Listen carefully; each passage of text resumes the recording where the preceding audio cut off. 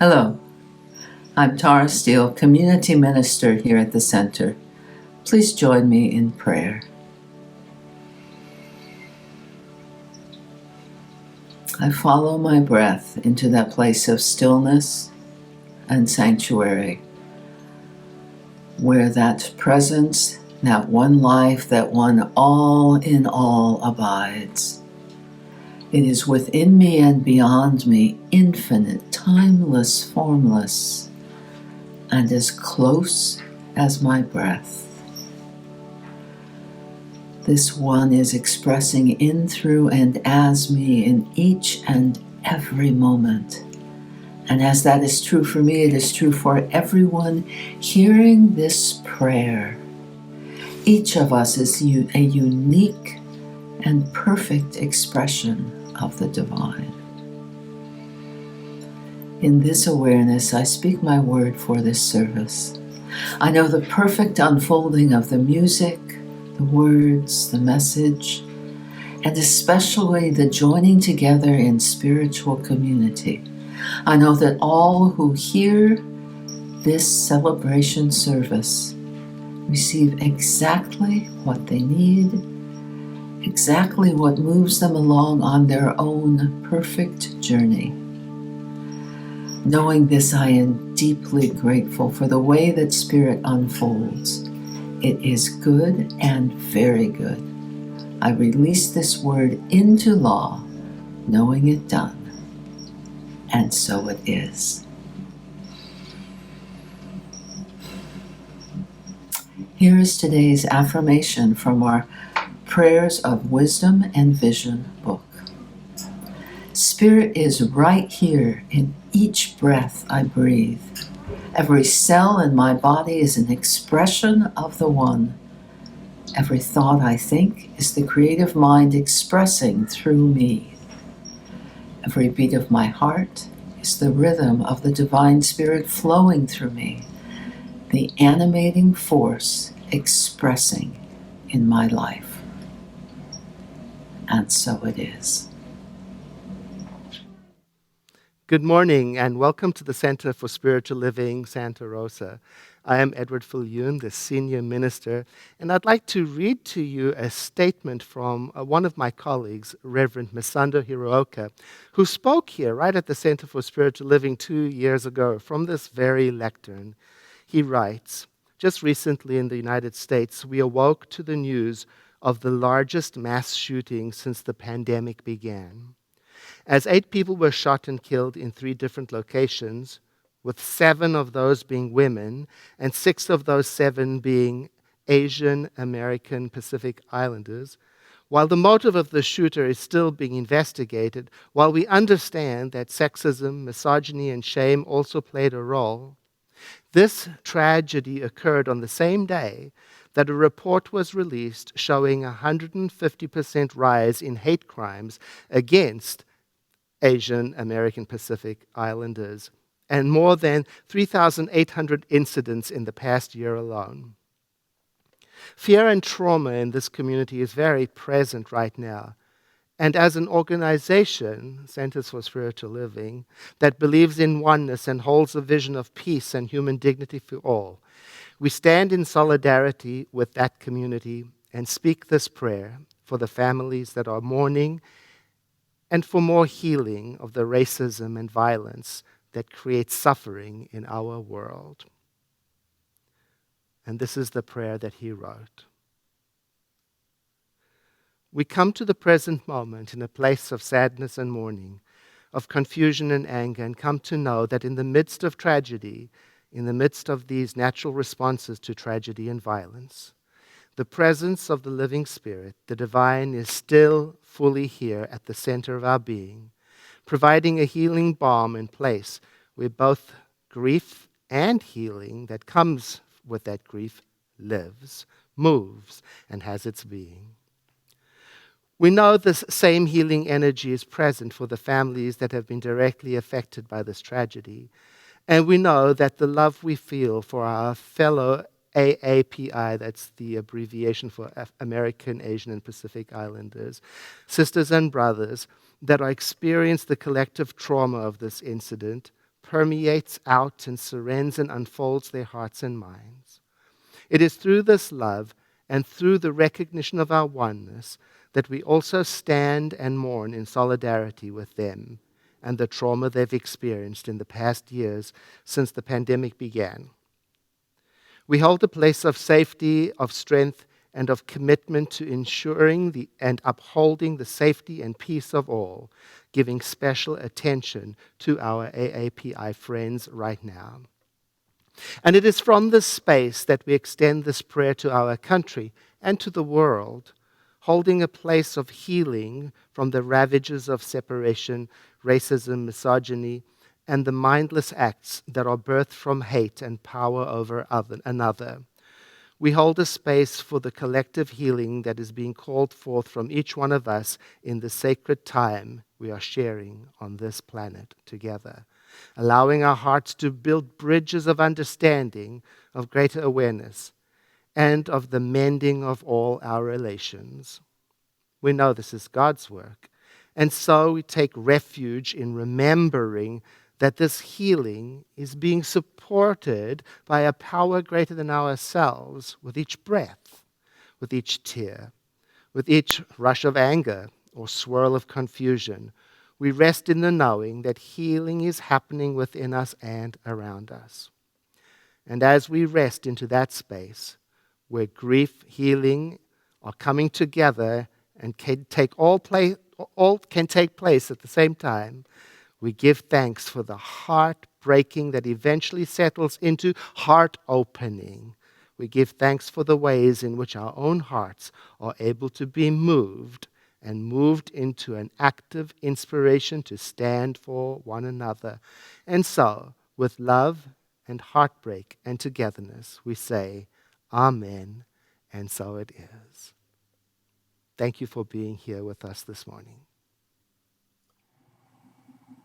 Hello, and welcome to the Center for Spiritual Living, Santa Rosa Virtual Sunday Service. My name is Lawrence Edwards. I am a practitioner and a ministerial intern here at the center, and it's my honor to welcome you this morning. If you are a regular returnee or you are joining us for the first time, please know that you are welcome and thank you for joining us. You can learn more about our center by checking out our website, www.cslsr.org. Here you will find an abundance of resources of spiritual support, like upcoming classes, various support groups, specific prayers from our affirmative prayer library, and a list of loving and dedicated practitioners to support you. Our site is literally a gold mine. If you would like to contribute, sow into our vision of a healthy and loving world, you can do that on the website using the law of circulation, the donate button on our website. You can contribute also on our center's Facebook page. You can mail it in, what works for me, to our physical address at 2075 Occidental Road, Santa Rosa 95401. Again, thank you for being here. We appreciate your love and support. I invite you to settle within even more. Enjoy the gift of song, opening you to receive the message given by Reverend Viljoen. Enjoy.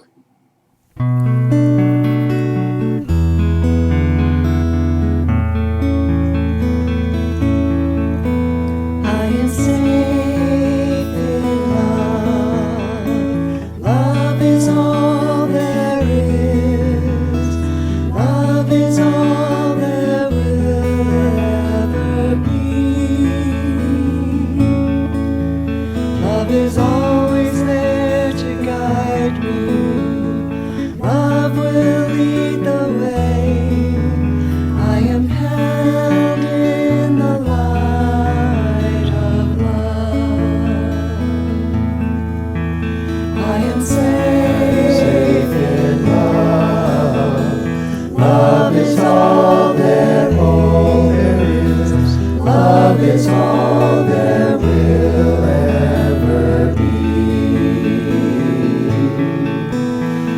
is always there to guide me.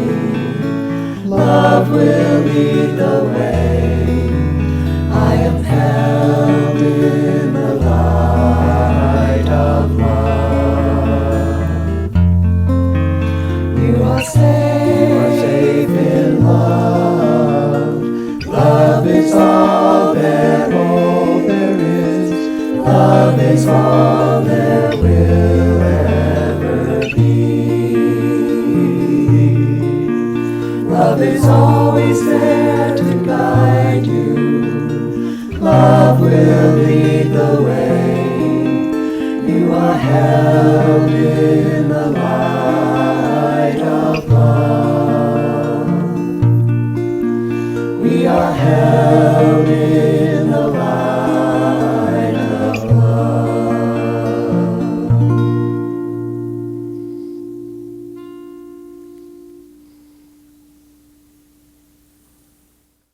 Good morning. I have a new puppy in my life. His name is Quentin, and I'm training him right now to keep his focus on me when it's important to do so, because he can't always just let his attention be drawn away to the next urgent or the next interesting thing. Like, for example, if a big truck comes by, he can't be distracted by that and run into a dangerous area or follow the next interesting cat, squirrel, or dogs. So when a big truck does come by, what I do is I hold a high-value treat, something really tasty for him. I hold it right up here and I say, focus. And he's learning that it is far more rewarding for him to focus than it is for him to go running off after the next cat, dog, or, well, he likes humans very much also. Now, did you know that the same technique works with adult humans? We can learn to focus intentionally on something like a quality of the divine. And when we do, we will also learn very quickly that it is more rewarding than chasing after, well, whatever it is that scares us, attracts us, disturbs us, angers us, etc. Focusing intentionally on a quality. I'm thinking now about our youth and family ministry and our children. We teach them how to do that. Oh, and how I miss watching the children and the parents come in on Sundays and check into the youth and family program. And they will do so again one day. As you know, we're getting ready slowly. Now, the children, when they do come to our youth and family program on Sunday, one of the things they do at the beginning of their session is a candle lighting ceremony, specifically to focus on a quality of the divine. Now, clearly, when we talk about qualities of the divine itself, which is infinite, well, it cannot be contained by one or even many qualities or described properly by something so finite as a word. Nevertheless, we use these qualities to point in the direction of that which is eternal and immortal and infinite and everywhere present. Qualities like life, love, joy, peace, beauty, power, etc. Now, whether you are young or old or young at heart, you can use the qualities, just like the children in youth and family program do, to focus your attention, to learn to depend on it, and then to see the benefits of looking at the world through the filter of this quality. It's a powerful way of throwing open your spiritual arms, your heart, to a larger experience of life. And that is what we're talking about today and this whole month. Opening ourselves to possibilities larger than what we have experienced heretofore. So let's begin then with our amazing ability to focus to pay attention. And here is the first helpful tip. Here it is.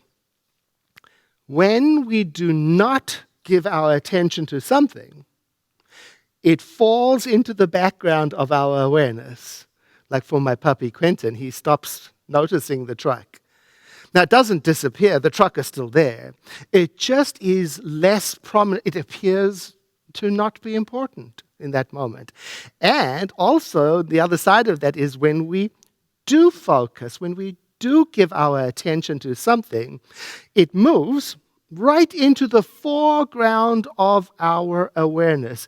Look, it may always have been there, whatever it is we're focusing on. It's just that in the process of focusing on it, it becomes more prominent, more available.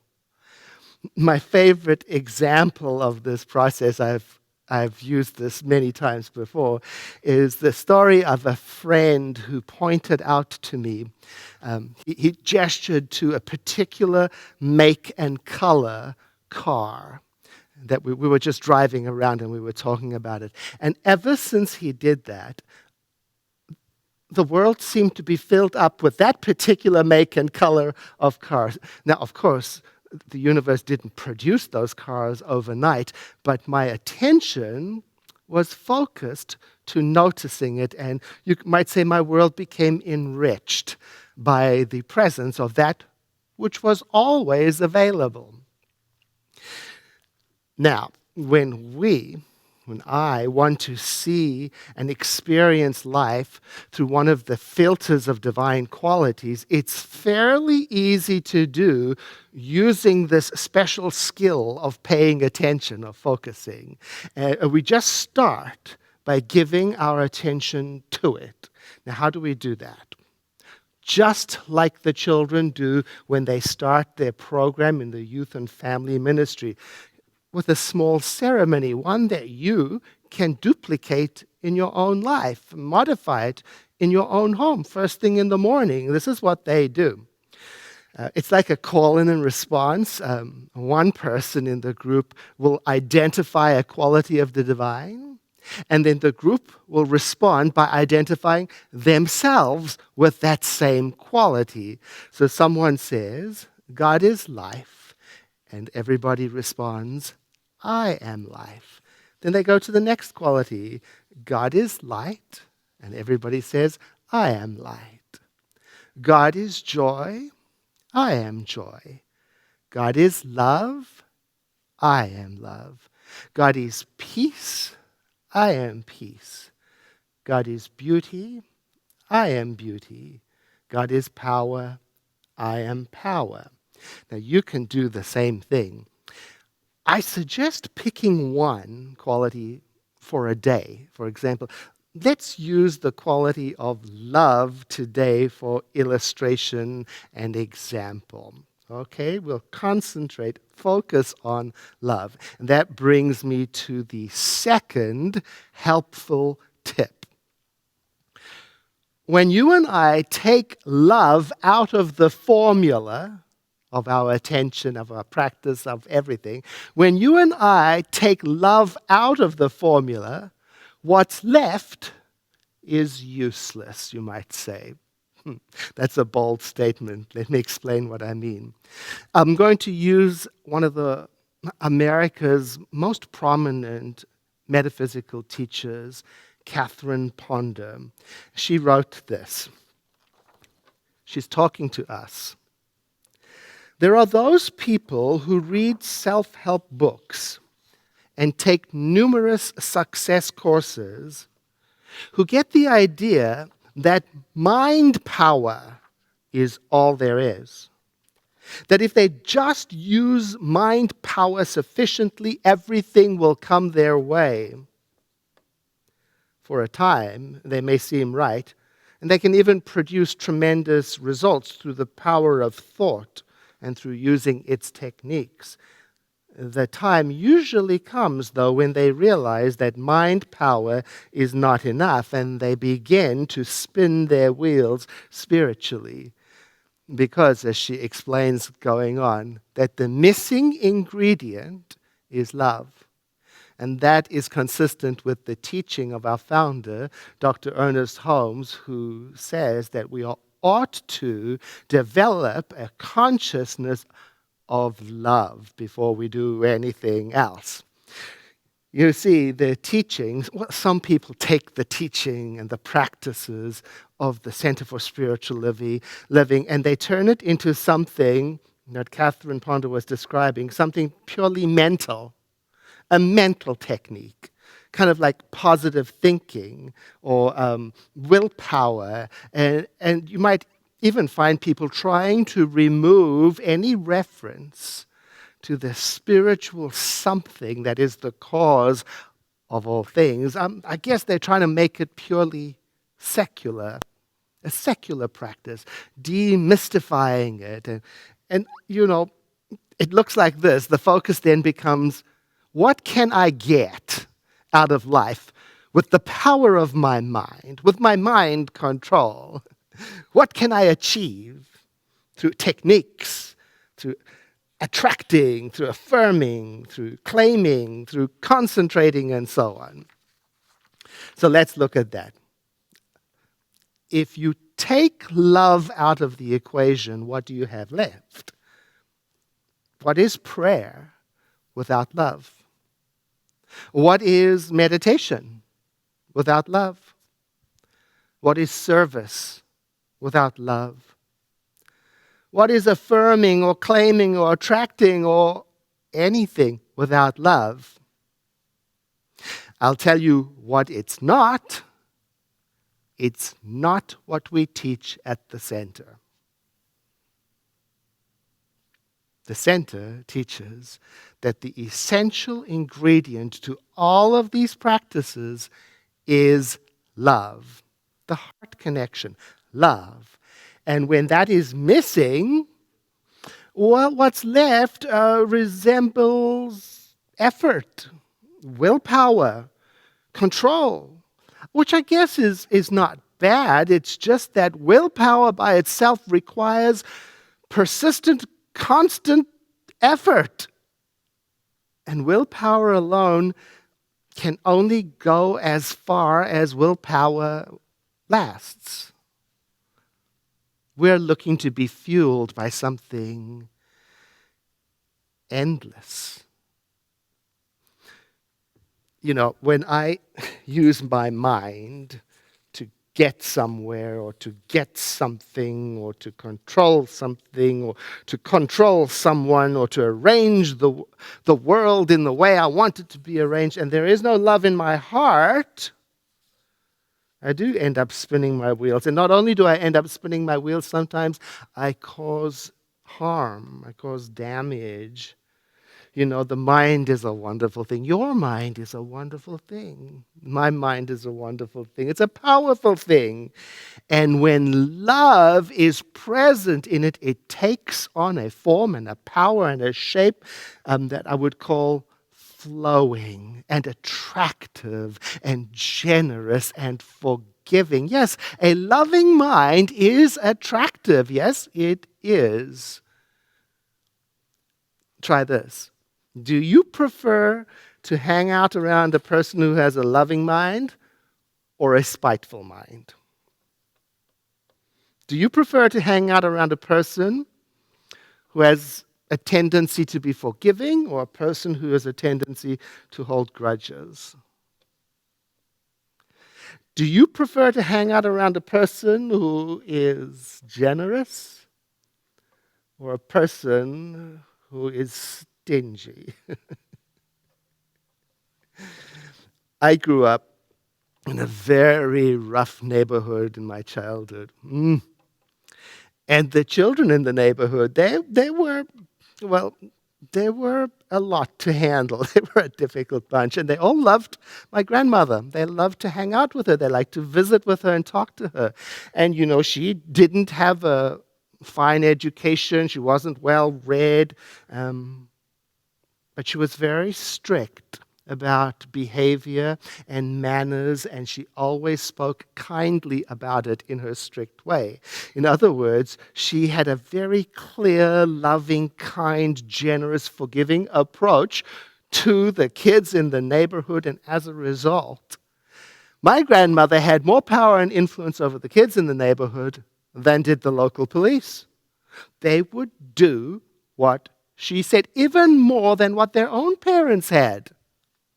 Rebellious children, dangerous children would listen to her. I think about that story often, and it reminds me that I think it's true. You and I, we will do amazing things for love. I think about my grandmother, especially when I'm trying to get my mind back onto the love track. I think of her love, and I say to myself, and I really do this, I think of her love, and I say to myself, I am that love. I do that with other people too. When I see somebody doing an act of kindness, I say to myself silently, I am that kindness. I am that love. You can try that. Try that on. Next time you witness an act of love, just identify yourself with it, like the children in the youth and family program, identifying themselves with the quality of the divine. When you see something kind happening, identify yourself with it by saying silently, I am that love. And that's how I bring the quality of love from the background into the foreground of my experience, of my consciousness, by focusing on it. Into focus, I bring it. So I use it like a repeated affirmation, like a mantra. I say it to myself over and over again. I do it silently, or if I'm alone at home or driving in the car, I'll do it out loud as I think about role models of loving kindness. I want to read to you a little piece about this. I have no idea where this comes from. It's one of those things I've kept for so long, I can't tell you what the origin is. It's a letter from MCU, which stands for Monkey Chatters Unanimous. Monkey Chatters Unanimous. The author, she's talking about those voices in our head that are like the fast, loud trucks that distract my puppy, whatever it is that distracts us and wants to take us running off in another direction.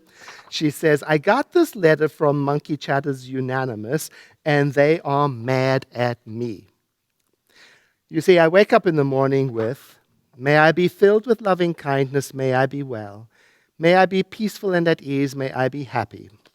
And I direct the same thoughts to my partner and to several other people on my mind. And the monkey chatter doesn't interfere. I've never experienced that.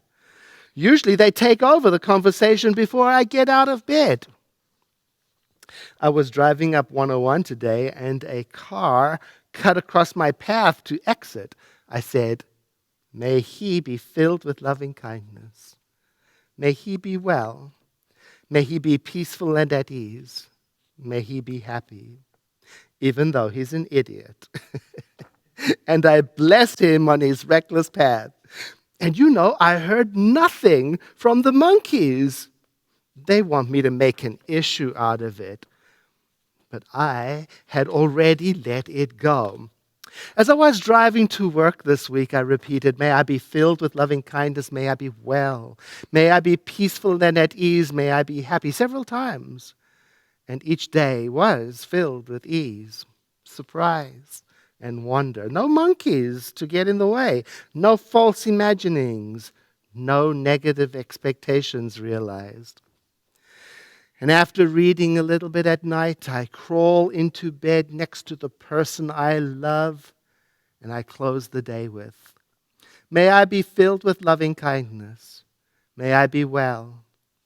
May I be peaceful and at ease. May I be happy. And I send it to others on my mind, and I sleep peacefully.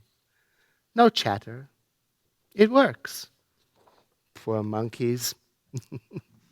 I love that story, and I love that line. It works, because it does. This focusing, it works like magic. Actually, what I want to say, it works like love, because that's what love does. So we can adapt this. Take some time in the morning to observe your breathing, for example, and then prepare yourself to go out into the world by repeating to yourself something like, I am love, before you even set out to make your coffee, for example. When I practice that way, when I focus on love as me, it can help me by preventing me from falling into bad habits, for example, bad habits of being too cold or too disconnected or whatever it is.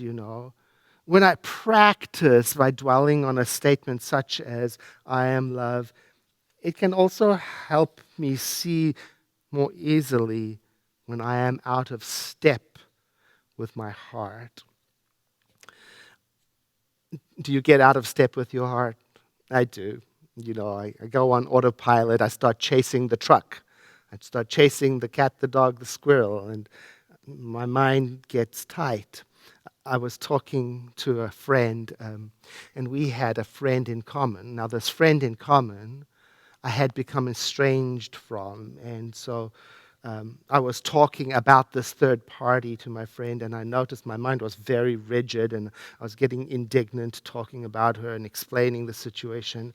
And at the end of it, the person I was talking to, my friend, said, it's funny that you should speak about her like that, because when she speaks about you, she has only wonderful things to say. And I had to pause for a moment. And when I heard that, I realized I had stopped focusing on that which I wanted to be my filter. I had strayed from my path. I had started chasing. I had listened to monkeys, whatever you want to say, because that phrase, I am love, was no longer in focus in my awareness. It was somewhere in the background. And because it was in the background, it became okay for me to talk in an unkind way. So the first helpful tip was what we focus on grows. The second helpful tip was the essential ingredient is love. And the third helpful tip is a little goes a long way. Have you ever noticed how even small criticisms have the power to really mess up relationships? In the same way, small amounts of love have the power to open things up and restore. It doesn't take a lot. In other words, it's not an insurmountable project. And the good news is, loving is something that you and I already know how to do. Perhaps this is a secret that we ought to blow up in society and make known. Perhaps people aren't aware that it doesn't take a lot. It doesn't take much to use this amazing power of focus and love. It's as simple as being kind, as being polite, as being authentic and genuine, considerate. And it opens all kinds of doorways through which good can flow in both directions. And it connects us to what is truly important, each other's hearts. And if being kind to the entire world seems too much now for you to handle, at least begin with the people in your life right now. Start with your family, your community, where there is likely already a foundation, a familiarity, probably love, and then practice until you get good at it and expand it beyond. Because don't you know, the world needs our kind thought right now? Don't you know? So practice, be kind-hearted with your words and your action and your thoughts. Be gentle-mannered with your words and your actions and your thoughts. Be sincere with your words and your actions and your thoughts. Be generous. Be authentic. Be present. And follow what your heart prompts you to do. In other words, throw open your spiritual arms to receive what love will reveal to you in this world when you bring it into focus in your life. I invite you now to take a moment with me for spiritual practice by breathing in and exhaling. There is only one power in and through the universe. And by universe, I don't mean just this physical plane. I mean all time, all space, every dimension, everything. That power is all that there is. And I am that. I am of it, made by it and living its life, as we all are. I identify myself with that power so that I bring it into focus in my experience. I let it flow through my words. I let it inform my understanding. I let it clarify my thoughts and lift up my experience.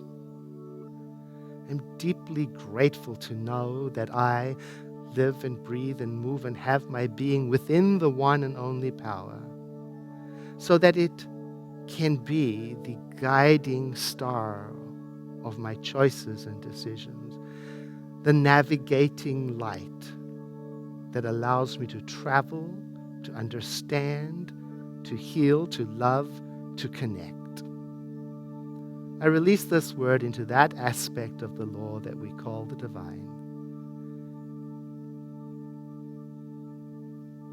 And so it is. Thank you very much for being with us today, and I look forward to seeing you soon. Hello and welcome. I'm Julie Burns, a prayer practitioner here at the Center and a member of your Board of Trustees. I'd like to share with you some wonderful opportunities to participate in our community. Delicious, fresh cooked food and the opportunity to support the Center and one of our nonprofit partners, Sonoma Applied Village Services. It's called Eat for the Street.